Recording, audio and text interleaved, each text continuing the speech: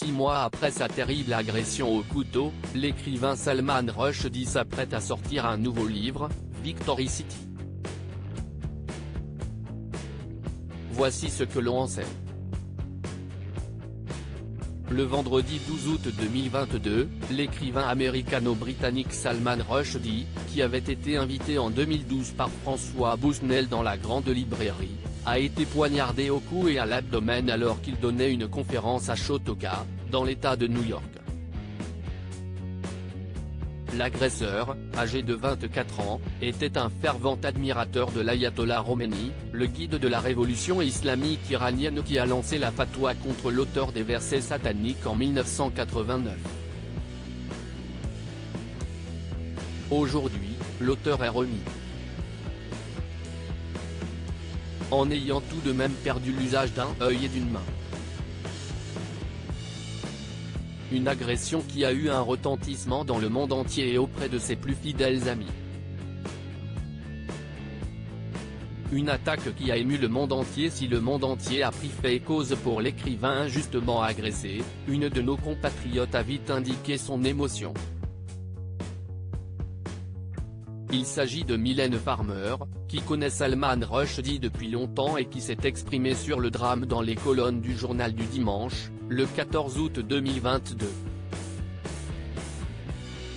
Avec émotion, l'autrice-compositrice de 60 ans a déclaré « Salman est un écrivain que j'aime et qui me touche depuis de longues années, mais aujourd'hui, c'est l'homme, l'ami, à qui je pense. Je lui envoie toute ma tendresse. »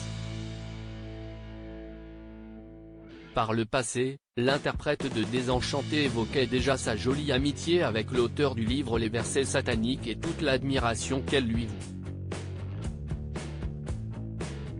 Salman Rushdie est quelqu'un de très gai dans la vie. Il a beaucoup d'humour. On a de grands éclats de rire ensemble. C'est quelqu'un de charismatique. C'est un grand écrivain.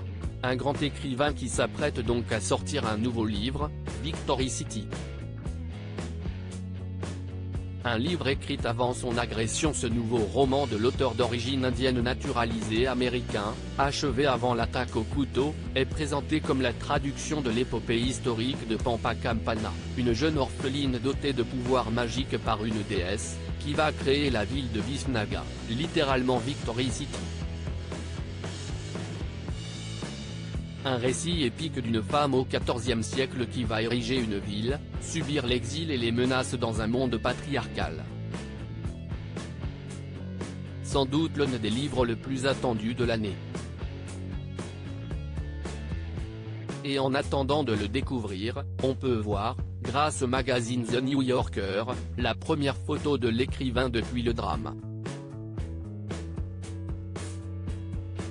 J'ai trouvé ça très difficile d'écrire. Je m'assieds pour écrire, et rien ne se passe. J'écris, mais si est un mélange de vide et d'ânerie, des choses que je rédige et que j'efface le lendemain, a-t-il confié au magazine américain, dans sa première interview depuis son agression. L'écrivain souffre désormais de stress post-traumatique. Je ne suis pas encore tiré d'affaire, glisse-t-il au cours de l'entretien.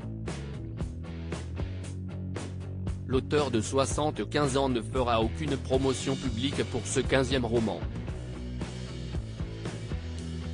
L'ouvrage sort mardi 7 février 2023 aux États-Unis et jeudi 9 février 2023 au Royaume-Uni.